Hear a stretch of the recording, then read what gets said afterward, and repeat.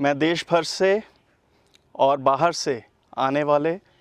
श्री अमरनाथ जी यात्रा 2023 में सम्मिलित होने वाले सभी श्रद्धालुओं को, यात्रियों को श्री अमरनाथ जी श्राइन बोर्ड और Jammu and Kashmir union territory और सरकार की तरफ से हार्दिक अभिनंदन करता हूं, वेलकम करता हूं। सबसे पहले मैं ये बताना चाहूँगा कि पूरी यूनियन टेरिटरी और श्री अमरनाथ जी श्राइन बोर्ड हमारे सभी श्रद्धालुओं को यहाँ आमंत्रित करते हैं और उनको रिसीव करने के लिए पूरी तरह से तैयार हैं। जैसा कि आप सब जानते हैं कि ये वार्षिक यात्रा इस वर्ष 1 जुलाई से आरंभ हो रही है और ये 31 अगस्त तक चलने वाली यात्रा है। ये 62 दिन की यात्रा अभी तक की सबसे लंबी यात्रा श्री अमरनाथ जी की होगी। इसमें जैसे सभी श्रद्धालुगण जानते हैं कि 13 वर्ष से लेके 70 वर्ष के श्रद्धालु इस यात्रा में शामिल हो सकते हैं और उनको यहाँ आने से पहले अपना रजिस्ट्रेशन करवाना है, जिसके अलग अलग माध्यम श्री अमरनाथ जी श्राइन बोर्ड द्वारा प्रिस्क्राइब किए गए हैं। उनमें से श्रद्धालुगण ऑनलाइन सर्विसेज का अवेल कर सकते हैं, जो कि अमरनाथ श्राइन बोर्ड की वेबसाइट है उस पे। इसके अलावा सभी श्रद्धालु बैंकों द्वारा, जो कि 542 विभिन्न शाखाएं पूरे देश भर में हमारे 4 बैंक्स, उनके माध्यम से अपनी रजिस्ट्रेशन करवा सकते हैं। इसके अलावा जो यात्री ये नहीं अवेल कर पाते, उनका ऑन स्पॉट रजिस्ट्रेशन का प्रावधान भी यहाँ जम्मू कश्मीर आने के बाद मौजूद है। ये रजिस्ट्रेशन गत 17 अप्रैल से स्टार्ट हुई थी और अभी तक तकरीबन 3,04,000 यात्रियों ने अपना रजिस्ट्रेशन विभिन्न माध्यमों से यहाँ करवा लिया है। पिछले वर्ष के मुकाबले अभी तक तकरीबन 10% यात्री तुलनात्मक अधिक इस बार रजिस्टर हुए हैं। सभी यात्रीगण जानते हैं कि श्री अमरनाथ जी की यात्रा के लिए उनको 2 अलग अलग रूट से वो अपनी यात्रा आरंभ कर सकते हैं। चाहे वो बालटाल एक्सेस है, जो कि गांदरबल डिस्ट्रिक्ट में मौजूद है, और दूसरा पहलगाम के ज़रिए, जो कि अनंतनाग ज़िले से ये यात्रा आरंभ होती है। बालटाल के माध्यम से अगर यात्री ट्रैवल करते हैं तो उनको तकरीबन 14 - 14.5 किलोमीटर का ट्रैक जर्नी उनको करना है, और अगर वो पहलगाम के रास्ते नुनवान बेस कैंप में रुकने के बाद चंदनवाड़ी से अपनी यात्रा आरंभ करते हैं तो तकरीबन 32 किलोमीटर का पैदल मार्ग उनको तय करना है। बाबा बर्फानी जी की पवित्र गुफा तक पहुंचने के लिए वो अल्टीमेटली तकरीबन 13,000 फीट की ऊंचाई तक वो पहुंचेंगे, और इस पूरी यात्रा को सुखद और सुगम बनाने के लिए श्री अमरनाथ जी श्राइन बोर्ड द्वारा और पूरी यूटी सरकार द्वारा बहुत कोशिशें की गई हैं। इस वर्ष सबसे पहले मैं ये बताना चाहूँगा कि जो ट्रैक है उसको और बेहतर किया गया है, वाइडन किया गया है। ट्रैक में बहुत ही अच्छी तरह से जो हैंड रेलिंग्स हैं उनको इंस्टॉल किया गया है। साथ ही साथ जितने भी क्षेत्र ऐसे हैं जिनको वल्नरेबल पाया जाता है किसी भी कारणवश, उनको और सुदृढ़ और मजबूत करने की एक बहुत ही इम्पॉर्टेंट पहल और कोशिश की गई है, ताकि यात्रियों का जो रास्ता है, उनकी जो यात्रा है, वो बहुत सेफ और सुरक्षित रहे। दूसरा, पूरे रास्ते में पावर सप्लाई इंस्टॉल की गई है। जैसे हम सब जानते हैं कि ये बहुत ही एक दुर्गम रास्ता रहा है, लेकिन इसमें पूरे एक्सिस पे, जो कि बालटाल के माध्यम से जाता है, उसमें ग्रिड पावर सप्लाई दी गई है, और जो दूसरा रास्ता है उसमें जेनसेट के बैकअप से ये इल्यूमिनेशन की गई है।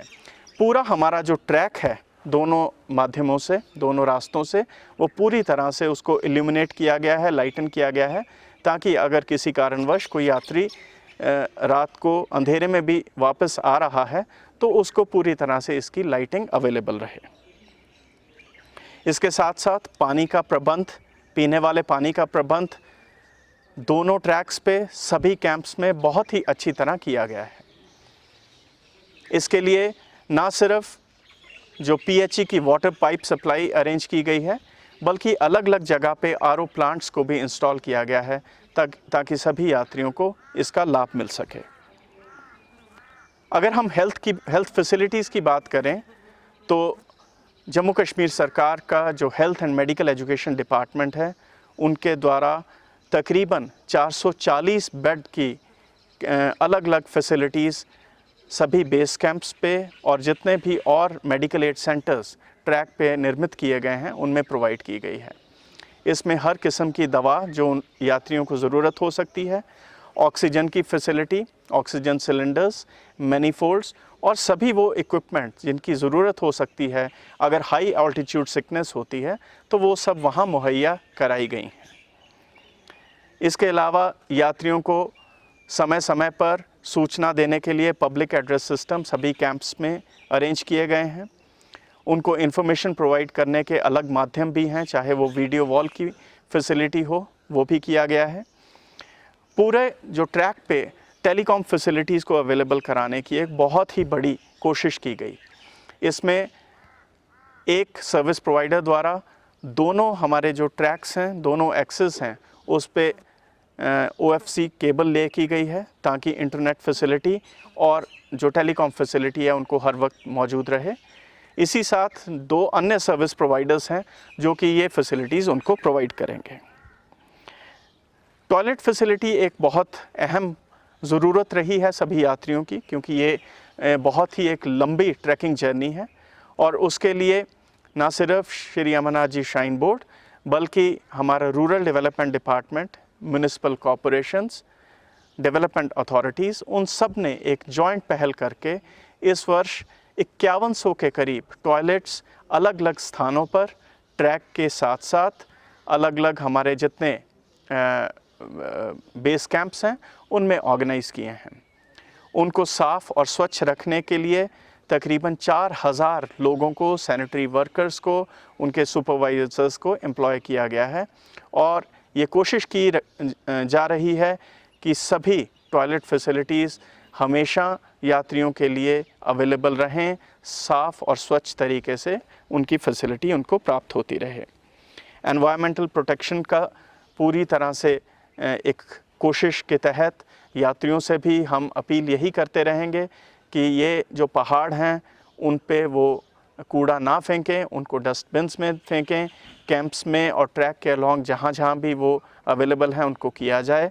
साथ ही साथ हमारे जो सैनिटरी वर्कर्स हैं वो इनको कलेक्ट करके नीचे बेस कैंप्स पे लाएंगे और उनका एक डिस्पोज़ल पूरे एनवायरमेंटल प्रॉपर तरीके से किया जाएगा। इसके साथ साथ जैसे हम सब जानते हैं कि डिज़ास्टर प्रिपेयर्डनेस इस पूरी यात्रा के लिए एक बहुत ही ज़रूरी अंश है। उसके लिए पूरी सरकार ने, श्री अमरनाथ जी श्राइन बोर्ड ने बहुत मेजर पहल की है और जिस कारण से अलग अलग पहलुओं पे इस पे काम किया गया है। चाहे वो हमारा जो ट्रैक है उसको वाइडन करने की बात है, उसके साथ साथ बहुत ही मज़बूत रेलिंग्स लगाने की बात है, ज़्यादा से ज़्यादा लेंथ ट्रैक की उसको रेलिंग से कवर करने की बात है, उस सब पे बहुत मेजर काम किया गया है। बॉर्डर रोड्स ऑर्गेनाइजेशन द्वारा इस ट्रैक को पिछले वर्ष टेक ओवर करने के बाद एक बहुत विस्तृत कार्य इस तरफ से किया गया है। इसी तरह जो स्लोप्स जो कि डेंजरस हैं, जहां से पत्थर गिरने की आशंका है या लैंडस्लाइड प्रोन है, वहां एक कोशिश हुई है कि वहां स्लोप को बाइंड किया जा सके, उनके अलॉन्ग ब्रेस्ट वॉल्स लगाई जा सकें, फेंसिंग लगाई जा सके, ताकि इस तरह के जो शूटिंग स्टोन्स हैं उनको अरेस्ट किया जा सके। यात्रियों से हमारा यही अनुरोध रहेगा कि जो भी एरियाज़ ऐसे वल्नरेबल हैं जहां वार्निंग साइंस लिखे जाते हैं, उस ट्रैक को वो जल्द से जल्द कवर करें और साथ ही साथ कॉशियस तरीके से पूरी तरह से देखभाल करके उस एरिया को, उस स्ट्रेच को वो कवर करें। हमारे सर्विस प्रोवाइडर्स जो कि विभिन्न माध्यमों से, चाहे वो माउंटेन रेस्क्यू टीम्स हैं या लोगों को अलर्ट करने के लिए जो लोग हैं, वो वहाँ मौजूद रहेंगे, खड़े होंगे, ताकि यात्रियों को किसी किस्म की उसमें दिक्कत ना आए। एक और पहल जो इस वर्ष श्राइन बोर्ड द्वारा की गई है वो ये है कि हम यात्रियों के साथ मिलके उनको हेलमेट्स प्रोवाइड करेंगे, जो कि ख़ास तौर पे ऐसे स्ट्रेच में जहाँ की लैंडस्लाइड्स या शूटिंग स्टोन्स की आशंका होती है, ख़ास तौर पे बारिशों के बाद, वो उस स्ट्रेच में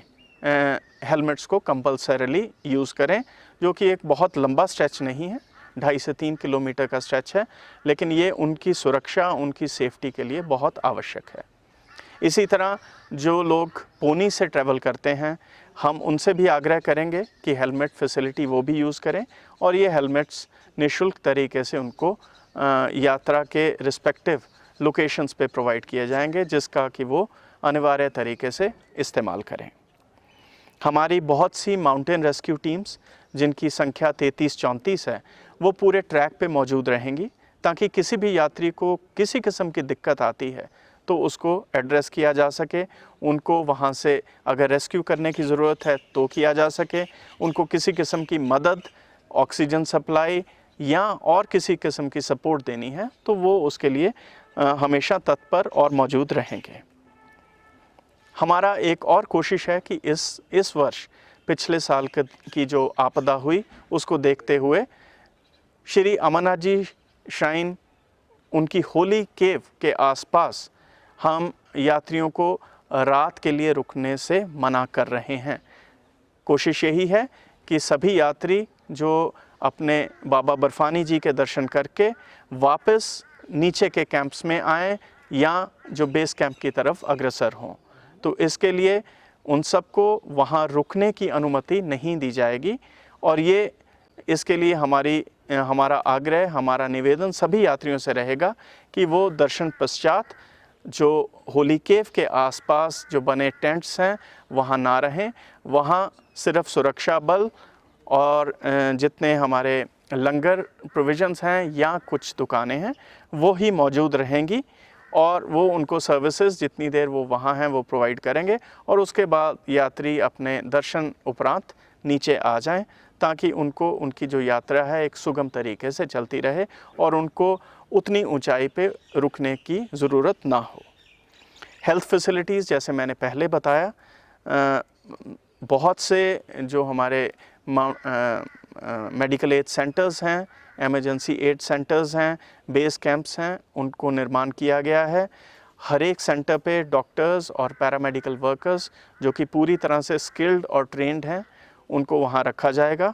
इस वर्ष तकरीबन 1700 से अधिक डॉक्टर्स और पैरामेडिकल वर्कर्स की एक पूरी फोर्स वो सभी यात्रियों का इस यात्रा को उनको मेडिकल रूप से फैसिलिटेट करने के लिए और उनकी मदद के लिए मौजूद रहेंगे। हमने इस वर्ष एमरजेंसी हेलीपैड्स उनको भी पूरी तरह से स्टार्ट किया है। कोशिश ये है कि अगर किसी भी कोई आपदा की स्थिति आती है, किसी को इवैक्यूएट करने की ज़रूरत हो, तो हमारी एमरजेंसी में उन जगह पे हेली लैंडिंग हो सके, ताकि यात्रियों को उस तरह की मदद पहुंचाई जा सके अगर ज़रूरत हो तो। ऑटोमेटिक वेदर स्टेशन जो कि इंडियन मेट्रोलॉजिकल डिपार्टमेंट द्वारा बनाया गया है, और साथ ही एक डॉपलर बेस्ड स्टेशन जो कि बनिहाल से हर मिनट का जो पूरा ब्यौरा है वेदर का वो रखेगा, ताकि किसी भी सूरत में ज़्यादा बारिश या कोई और दुर्गम परिस्थिति बनने की जो आशंका है उसको वो पूरी तरह से कैप्चर कर सके, और उसकी इन्फॉर्मेशन सभी अधिकारियों को जो कि डिज़ास्टर रिस्पांस के लिए वहाँ मौजूद हैं उन तक वो पहुँच सके और यात्रियों को उससे भी मदद मिल सके। पूरे यात्रा क्षेत्र में तकरीबन 70,000 लोगों के ठहरने का अलग अलग बेस कैंप्स में और रूट्स के अलॉन्ग जितने भी हमारी टेंटेज फैसिलिटी हैं वहाँ उनकी होल्डिंग कैपेसिटी क्रिएट की गई है। इसका तात्पर्य ये है कि अगर किसी कारणवश अगर यात्रा को स्थगित या बारिश के कारण थोड़ी देर रुकना पड़ता है तो उन लोगों को बहुत ईज़िली उन टेंटेज फैसिलिटीज़ में अकोमोडेट किया जा सके, ताकि जैसे ही वेदर ठीक होगा, आसमान क्लियर हो जाएगा, बारिश थम जाएगी, तो पूरे इकोसिस्टम को देखते हुए उनकी यात्रा को पुनः आरंभ करने के लिए हेल्प की जा सके, मदद की जा सके। मैं ये बताना चाहूँगा कि ये पूरी जो यात्रा है, पूरी यात्रा का ट्रैक है, उसको सरकार के विभिन्न डिपार्टमेंट्स, फोर्सेस और श्री अमरनाथ जी श्राइन बोर्ड द्वारा पूरी तरह से मॉनिटर किया जाता है। अलग अलग जगह पे कैमरे मौजूद हैं और उन कैमरास के बेसिस पे हर एक जो स्ट्रेच है उसको अच्छी तरह से देखभाल किया जा सकता है, ताकि कहीं भी कोई दिक्कत हो तो उसको बहुत ही अच्छे कम्युनिकेशन के थ्रू उसका निपटारा किया जा सके। यात्रियों की जो मूवमेंट है उसको भी कैप्चर किया जाएगा। काउंटिंग सिस्टम्स लगाए गए हैं जो कि ऑटोमेटिकली काउंट करते हैं कि किस बेस कैंप से, किस पड़ाव से यात्री कितनी संख्या में आगे निकल गए हैं, ताकि ये एक इन्फॉर्मेशन हर वक्त मौजूद रहे। इसके लिए मेरा पुनः सभी यात्रियों से ये आग्रह रहेगा कि वो जब यात्रा आरंभ करते हैं तो जो RFID टैग्स हैं जो कि अनिवार्य हैं यात्रा पे जाने के लिए, मैं पुनः बताना चाहूँगा कि बिना RFID के कोई भी यात्री यात्रा मार्ग पे अपनी यात्रा आरंभ नहीं कर सकता है।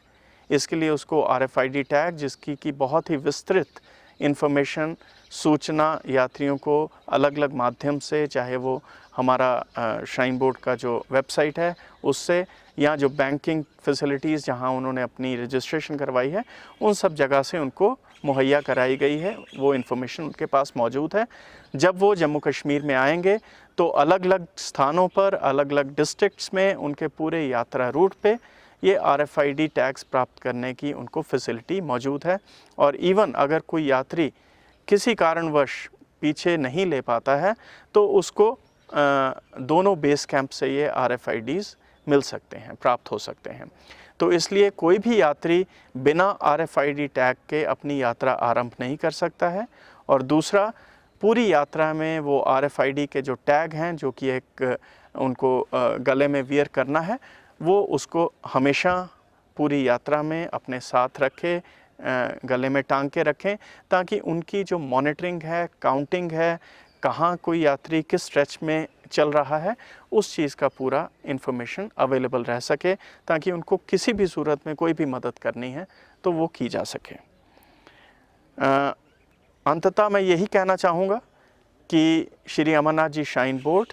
और पूरी union territory of Jammu and Kashmir की एडमिनिस्ट्रेशन, इसकी सरकार एक पूरे यूनिट की तरह सभी यात्रियों को यहाँ वेलकम करती है, उनका हार्दिक अभिनंदन करती है, अभिवादन करती है और यही कामना करती है कि उनकी जो यात्रा है वो सुगम हो, सुखदायी हो, सफल हो, और जो वो लक्ष्य या जो वो भावना लेके बाबा बर्फानी जी के दर्शन के लिए आ रहे हैं वो बहुत ही सीमलेस और बहुत ही अच्छे तरीके से उनकी पूरी यात्रा संपन्न हो। इसके लिए पूरे कठुआ, जो कि एक एंट्री पॉइंट है हमारा जम्मू कश्मीर का, वहाँ से लेके होली केव तक हर तरह की फैसिलिटी, हर ज़िले में फैसिलिटी वो मौजूद कराई गई है। रहने के सभी डिस्ट्रिक्ट्स में जो एन रूट आते हैं, चाहे वो कठुआ है, सांबा है, जम्मू है, उधमपुर है, रामबन है, श्रीनगर में